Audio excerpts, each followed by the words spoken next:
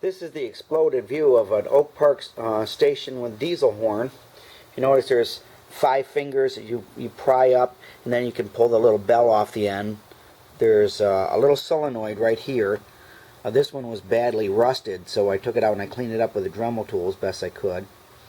There's also a spacer and a little disc. The little disc, the solenoid vibrates the little disc, which has a little sound chamber here, and the sound chamber makes the noise.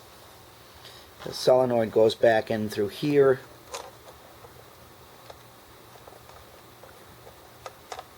And then screws out through here.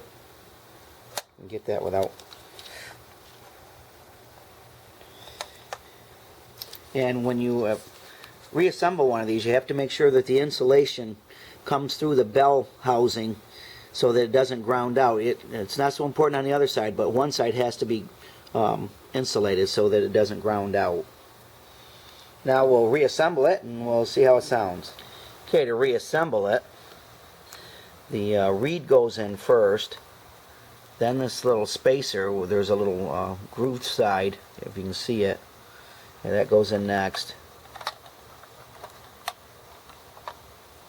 And then last goes the little space washer here. Put it down in there. There you go, like that. And then you carefully put your bell housing back in.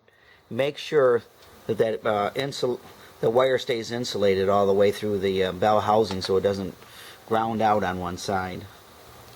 Make sure you screw the solenoid in far enough so the bell housing will go up in there. After you get the fingers pinched back down to hold the bell housing in place, you can actually tune these things to get the maximum volume by turning this little screw that holds the solenoid. Find this kind of the sweet spot.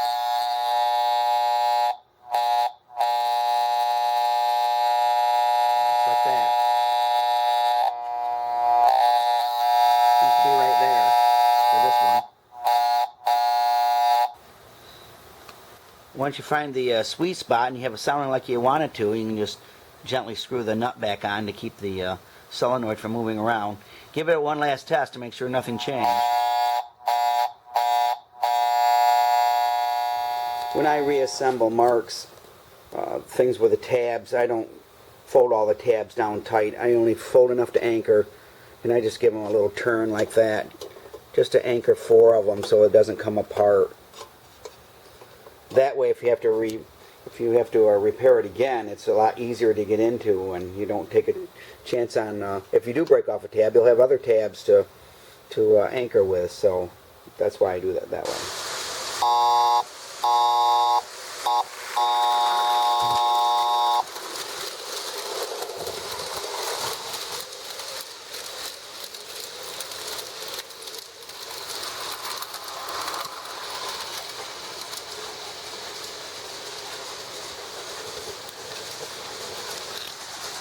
I don't have a push button yet for mine, but I'll get one. Right now I'll just use here.